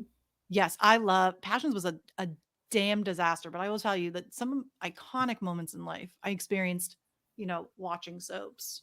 In fact, there were 2 appointment television things for me in college because this was before the era of, like, DVR and stuff, just briefly before, I'm not I that think old. I'm gonna. Oh, there's 2,000 episodes. Never mind. I was Yeah, gonna be like, I should get into Passions. you need a super fan, a super cut, or I'll tell you about some of it because it was wild. But there was like one, they had like a prom at sea, and it was pretty iconic. Um, I would every week. There were a few things I would watch, or not even. I would with my old college roommate. We there's would watch. We there's would so watch many Survivor Live. recastings. What the hell? Yes, it was intense, and that's like how soaps work too. Because that's the thing is you just keep it. The show goes on. The show must go on. The understudy comes in, but we would watch Survivor Live every week, and then I would schedule classes around being able to watch soap operas. I Or I love got that. soap TV eventually. I am definitely invested because, like, I love a good modern day soap, like a primetime soap, because I Yeah, love the way the stories interweave, um, and like are all connected. And then because I'm finally getting back on my Gossip Girl. Just I got 16 episodes left. Let's cram this. I need Um, something new. By the way, I'm craving because Gossip Girl on the Lonely Boys podcast is over, which is bittersweet because okay. what a voyage it's been. But I'm like craving something of that level, and we still have the OC. But the OC was I realized, like, looking back on it, it was What about actually Pretty Little not as Liars? funny and fun. So, funny enough, that is what I've already seen it. I'm, like, deeply considering, do I do a rewatch? But then there's part of me, it's like, find something new. I can't watch the reboot one. I did watch the 1st season of the reboot, and then the 2nd season just came out, and I started, and I was like, "I hate this one character so much that I literally cannot watch the show." She's just so annoyingly written that I started, got 5 minutes in, and I was like, I'm out. For that reason, I'm out. I'm just gonna One Tree Hill, like any CW show. I I feel like you watched could that just. too. I gotta What that's the about thing what is about All American, ooh, I have heard good things the about that. Or football not one? even necessarily good It's things, but I do know a guy, that I went to high school with is an actor, and he was on a few episodes of it. oh, Yeah, it was just a couple weeks yeah. ago. I'm just like naming CW shows. I know, Vampire we need Diaries. I Yeah. watched all of those. That's the thing, it's like all these things, we're not making them like we used to. Though I guess there's some Netflix stuff I guess I could get into, like, Have you ever seen what's Never that? Have I Ever? No, how is that one? I keep hearing I it's love bad. it. And I then love it. and what's the other It's one? I went on a tour, a boat tour in To All the South Boys I Loved Carolina. Before. No, No, I did watch that's it. a movie. No. What's that show? And everyone's like, "It's like Oh, Goonies," and you're like, oh, oh, Outer Outer Banks?" Banks. Outer Banks. Yeah, I watched the first episode, maybe 2. I liked it. It just obviously it didn't stick. But I'm also, but I guess I should save this for, like, other plugs because I started a new reality show on Yeah, Netflix. give us some plugs Okay. besides your Twitter, which is Yeah, Mel so you Gutser. can you can follow me at Mel Got Serve on, like, every platform. So, like, I'm trying to do some TikTok. I'm on Instagram, all that, all like every single one I'm on there. Okay. So I just started the show. I'm gonna read the premise. I've been waiting for this one. It is a Korean reality show because I love my Korean reality shows. Okay. So this is called The Influencer, and I just started it. And I can tell you, like, I'll read the summary and then I'll just tell you like one of the hooks, and I'm like, okay, man. It says YouTube, TikTok, Instagram. 77 elite influencers flaunt their skills to strategically draw the most attention in this high stakes social survival show. I truly don't know like what is fully going to happen, but they in the part I watched like the first like 15 minutes. They are all wearing collars that they make them wear that have how many followers they have. And I was like, "Oh, I'm in." Like that's fast. Like so somebody comes So in and is that the like an one incentive to try to get rid of the popular people? that's what I'm very curious, like, how this works. Like, is there going to be a hierarchy? Like, somebody already has like 11 million. There are people who have like 800,000. So I'm very intrigued. And I don't know really the rest of it. Like, I don't know what the premise is yet, but I'm like, I'm in. I need to watch Olympics tonight, but I also really want to finish this episode. I feel like you should do the Olympics coverage, and then if it goes to commercial, then you go Yeah, that's what I ping need to pong. do. Are you gonna watch the Paralympics also? I think I will. I think there's Yeah, just some cool stories as well. I And do want to especially watch knowing that Peacock Noelle. has such good coverage. Like, I oh, want to I see Noelle forgot and she's in Ryan. it. Yeah, both of them. Yeah, I think that Yeah. because we said, like, Peacock being that girl, having all this kind of Peacock footage is that you that can watch girl. easily, really, like, truly killing it in the live stream game and understanding, like, live stream is where it's at, and, the quad cam, Oh my the god, gold zone, all that stuff, like, it's they made such good ideas. Whoever's doing their streaming, like, has understood the assignment. I agree with you, 100%. Like the Gold Zone, I feel like I didn't appreciate Gold Zone enough until like it's too late because I didn't even know about it until 2 days ago. I was like, "What's this Gold Zone?" I'm just gonna watch whatever I want to watch, and then the Gold Zone is like, "Oh my god, this would have been so much better." What's your number one like activity or Olympic sport that you got into that you like never cared about until this Olympics? For me, it's canoe Ooh. slalom. Oh, I love so I really dabble, like, everything. If you have an obscure sport, like, I'm in on it. And I'm really bummed I only got to see, like, a brief bit of the, indoor track cycling where they have, like, the aerodynamic helmets. I love that. I'm so excited that breaking started yesterday and Oh today. my god, my friend So literally I'm, like texted me like 20 minutes ago saying breaking, unhinged, yeah, and I'm obsessed. I can't wait to see that. I've watched a lot more track than I ever have, but I'm a little tired of it already. We don't need to see every, qualifier in prime time. That's what I'd say. I understand we have to fill time, but, Yeah. like, when they tell me they're like, "Oh, like, Sha'Carri Richardson's coming up and, like, for the gold," and then it's like, "Just kidding, we're gonna show you first, like, 3 more qualifiers." You've tricked me. You've hoodwinked me. Yeah. Any final things that you want to plug? Anything that you're doing that you want people to check out? Nah, just my socials. I'm not doing too much out there, so just follow along, join the Join the fun, talk to me about conversation. shows, message Yes. me. Let's talk about reality biz, show biz, or show fun, as I say. It's both. Yes. And if you have any sort of tea about showbiz or reality show, Yeah, like, if you definitely work in the biz, talk about I wanna hear about it. Don't worry, I'm a vault of secrets. Share it. yes, we were discussing this in the pre-show. That you're the vault. Yes, Um, I love to get tea, and I share tea within reason, but I love to hoard it in a little vault, like an Uncle Scrooge vault full of coins for me to swim in. I love that. I love the Mickey Mouse Christmas Carol, especially. Oh, Um, a classic. in terms of me, you can check out everything I'm doing at Brazilian Dragon on all social media. You can follow, go subscribe to the YouTube.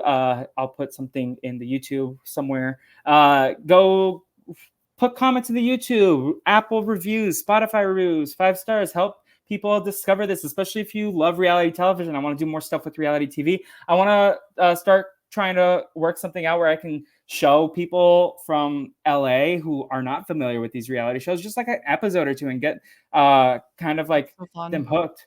So I definitely do that. I'm planning some stuff for Halloween. Scooby-Doo is on the return as well. Mel, if you ever want to talk about one of my remaining Scooby-Doo movies that I have to cover, you're always welcome to join. Ooh, yes, I'll send you the please. list of the ones that we haven't covered yet. And then, yeah, just keep following me on my main at What the Fleep. Tag me and Mel if you have things to say about this topic.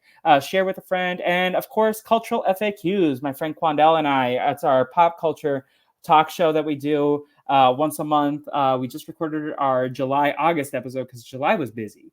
But we talked about Deadpool and Wolverine, Inside Out 2, Olympics. We talked about the pole vaulter, of course. Oh We boy, talked an about icon. like Brat and Chapel Roan and Big Brother and all this great stuff. So that's our catch up. So check out episode 3 of Cultural FAQs in a podcast feed coming near you soon. And with that said, Mel, old school RHEP, do we have a hashtag for this episode? Ooh, I think we need like hashtag boomer opinion, and everyone Hashtag can give us boomer their boomer opinion. opinion. Yes. All right, everyone. With all that said, thank you for joining us at the Brazilian Dragon. Thank you, Mel, for being my amazing guest today. And obrigadero for listening. Bye.